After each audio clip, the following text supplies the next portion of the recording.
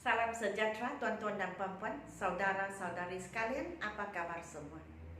Nama saya ialah Dr. Lee dan saya berasal dari Bukit Mentajam, Pulau Seberang Perai. Saya orang utara, bahagian utara Semenanjung Malaysia. Sekarang tinggal di selatan, di Kluang, Johor. Buat masa inilah. Dan selamat menyertai kursus intensif bahasa Inggris, Intensive English Program ini secara intensif. Dan kesemuanya saya akan memuat naik 30 kali, 30 video. Sekarang video ke-10, ada 20 lagi. Di mana saya akan mengajar sebagai proses memanaskan badan, warming up. Sebelum saya memuat naik buku saya yang kedua, Dui Bahasa. Buku ini diterbitkan atas permintaan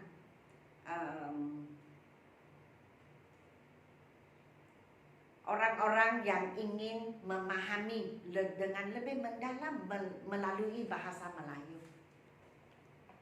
So, jikalau kamu ingin membeli buku ini, silalah WhatsApp kepada 019 7878 299.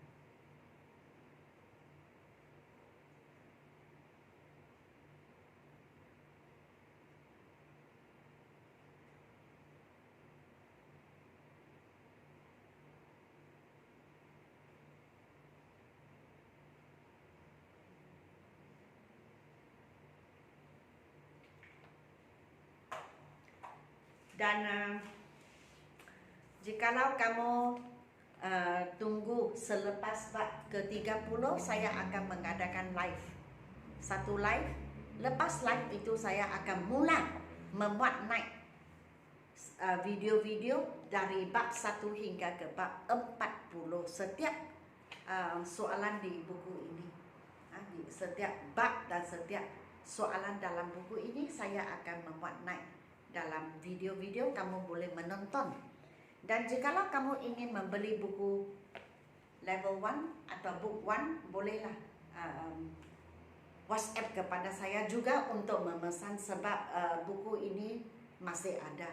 Dan ini memang dalam proses penjualan, memang ada banyak orang sudah membeli. Dui Bahasa. So, selepas bab ke-30, saya akan mengadakan satu live di mana saya akan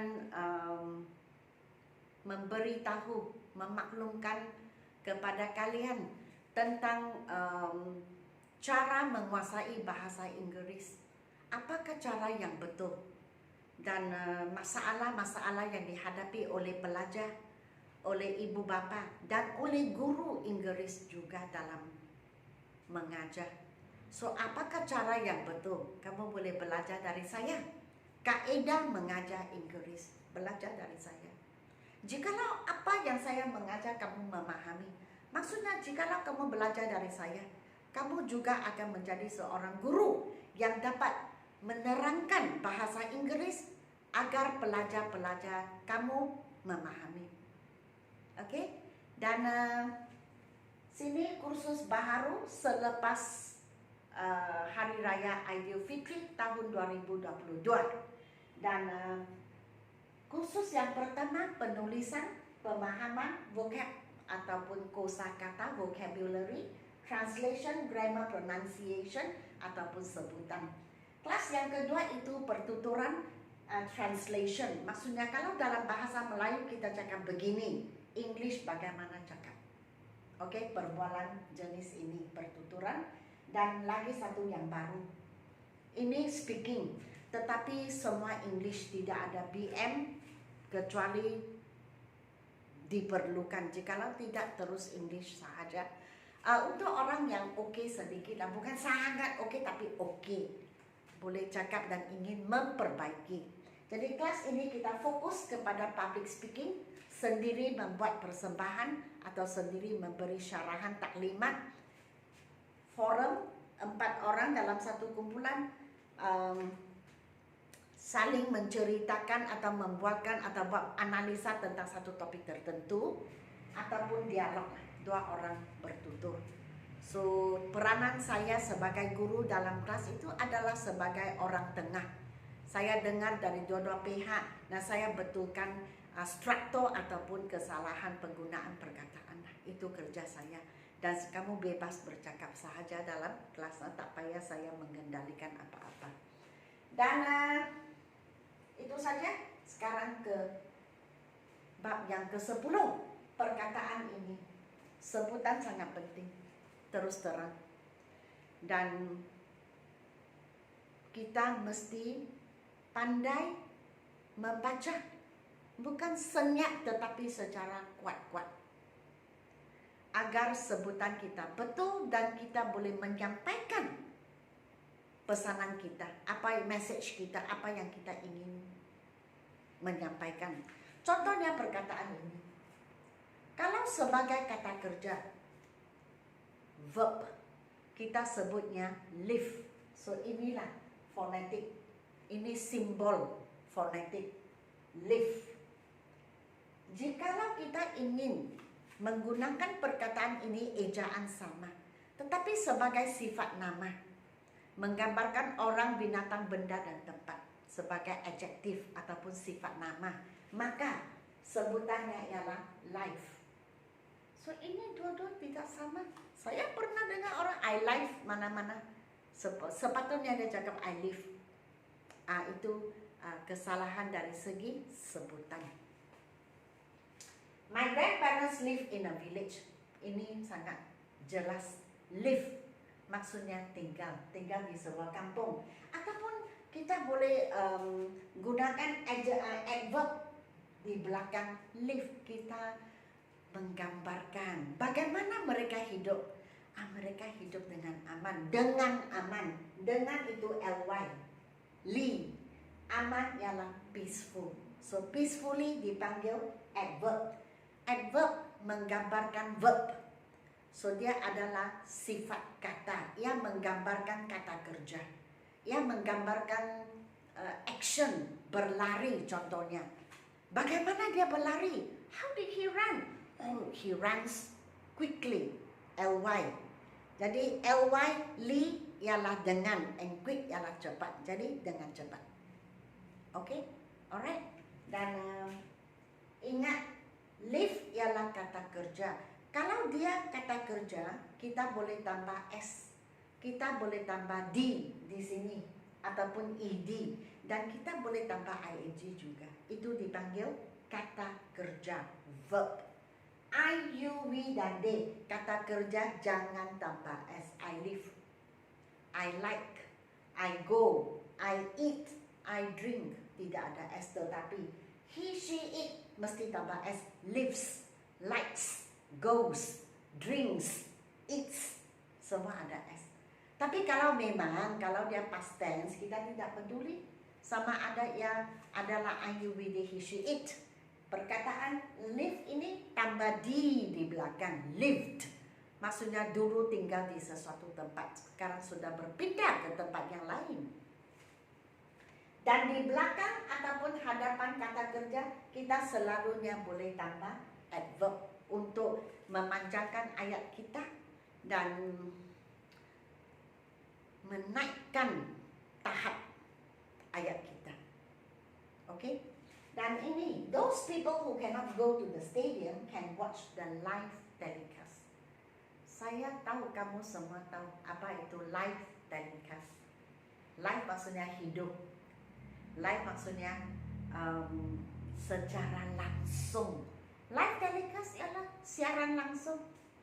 Live, wah terus kita boleh lihat semasa yang berlaku, tetapi menerusi media sosial.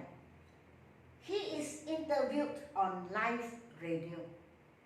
Live radio maksudnya secara langsung, tetapi melalui radio, di temu duga atau di temu ramah, sama juga gunakan interview. They go to a nightclub with live music, live band, live performance, live show. Okay. Maksudnya kita tengok dia buat dan tunjukkan kepada kita, itu dipanggil live. boleh. Live show, live performance, live telecast, live performance, live band, live music, live radio. Be careful, that is a live wire. Live wire, wire kita tahu. Live wire maksudnya wire yang mempunyai electricity. Maksudnya ada aliran elektrik. Kalau kita sentuh, kita akan kena shock, electrocuted. So itu dipanggil live wire.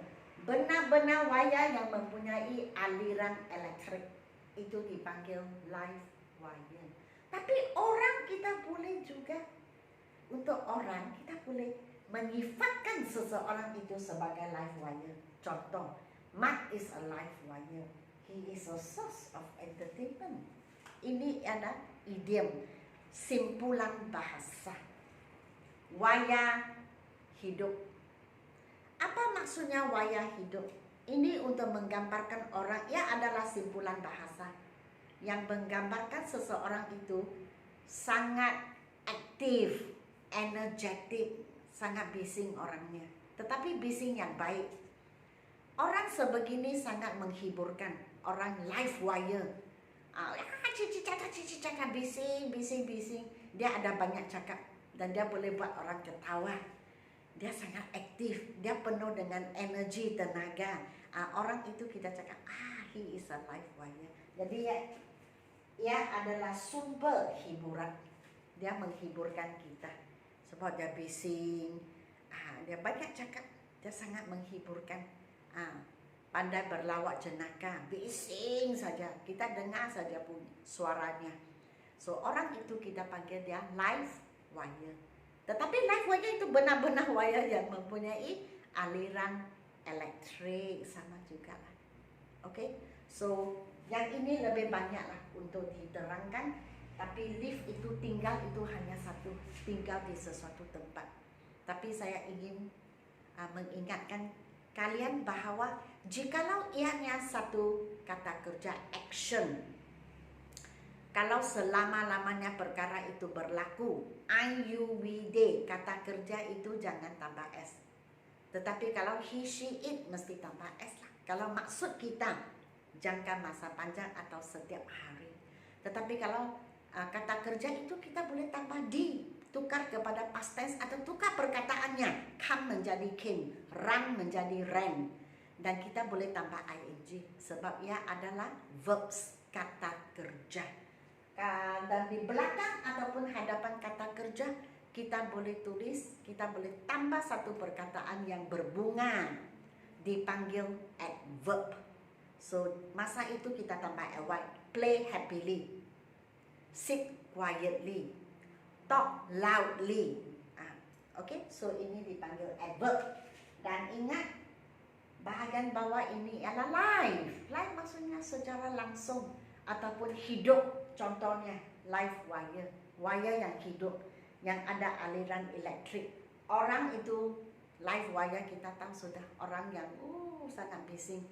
Orang bising yang baik lah. Orang yang pandai menghiburkan. Suara selalu cekak saja, bising saja. Okay, kalau dalam party atau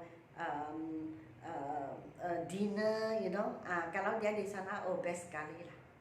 Kalau dia di sana, wah, bagus.